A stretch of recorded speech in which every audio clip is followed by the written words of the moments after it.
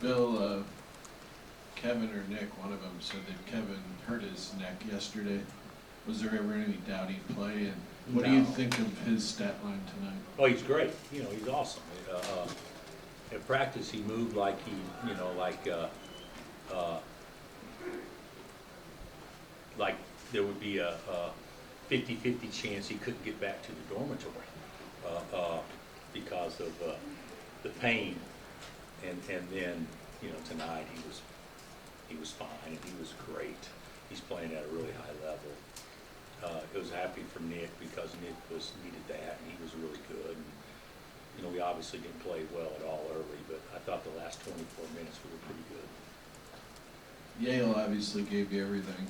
Did McCullough just break their spirit eventually? Well, I don't know about breaking spirit, but you know, Kevin, we play good down the stretch, guys. They got a good team, and I think we outscored them about 24, 26 points the last 24 minutes. So after being just horrid early, and they were really good. But there were some guys that did some good things.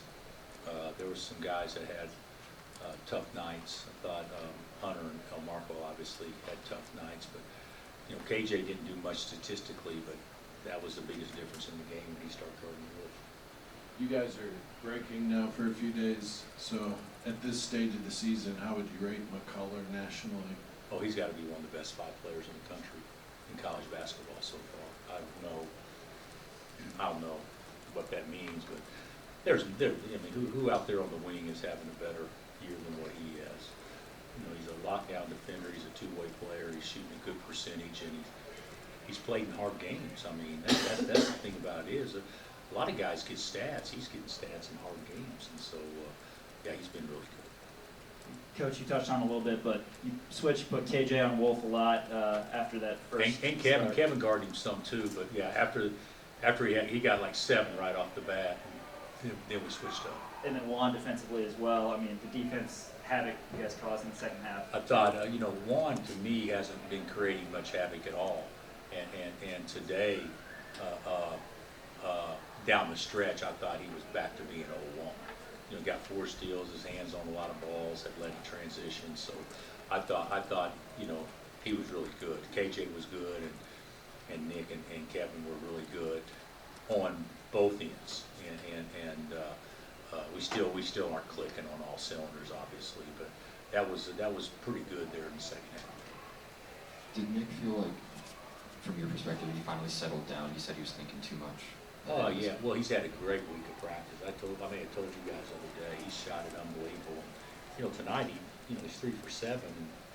We're happy that it was 3 for 7, but I mean that's just average. You know, that's what's that 44%. He's a 40% 3-point shooter.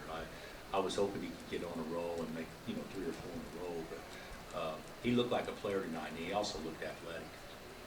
And then what would you attribute the start to? Because once you guys got the lead back, it went away pretty quickly. I think they played really well. I think the way they guarded us, obviously we didn't do a good job running our stuff. I think Hunt got off to a bad start. And, you know, if you followed us much over the years, usually to start every game, I wanted to play inside out. And that didn't work out too well tonight. Gary? How did Nick play on defense tonight? From where we were sitting, it looked like he was hustling. And yeah, he was. He always hustles, but he was in the right spot tonight too. Yeah, he did a nice job on both ends. What was your message? Is there anybody else that wants to answer the question other than most your of the guys are gone? Okay, yeah, okay. What was the question? What was the message at halftime? That we had played poorly, and it was a 1-point game, and even as bad as we played, the first 15 minutes, we were pretty good the last 5 minutes, and it made it where if we come out and do what we're supposed to do, we can win this game and get control of the second half. And we did the second half. First 4 minutes we didn't do anything, but after that, I thought defensively, I thought we were pretty good. When Nick gets downhill and starts to be more aggressive, what does that do for your offense? Because it seemed like he created some more opportunities when he was downhill tonight. Well, he scored 2 baskets, you know, getting downhill in the first half, but that's not what he does. But you know, a Marco should be getting downhill and driving to pass. You know, he's driving to score too much, in my opinion, and sometimes those shots aren't easy shots. But I think that you know, Nick just looked like a different guy tonight, and he just needed something good to happen, and we're all very happy for him. You obviously brought Nick in to help shoot the ball from the outside. He shot the ball well tonight, so it's a big confidence boost. But when Hunter's getting double and triple teamed, how big is it for a guy like Nick to come in and shoot the ball well, especially with conference play coming up? Oh yeah, well, guys, we don't make perimeter shots. It's going to be a long conference season. I mean, I'm not being negative, but you put 2 guys on KJ's man guards, Hunter and KJ, and the way people are playing, we got to figure out a way. And we have done a good job until tonight, but we didn't do a good job screening, so it didn't open up pocket passes and things like that we've been actually pretty good at. But tonight it wasn't an execution thing at all, but it was guys stepping up and making shots, and that's how most games are won, you know, against good defensive teams. Anything else? Thanks, Coach. Okay.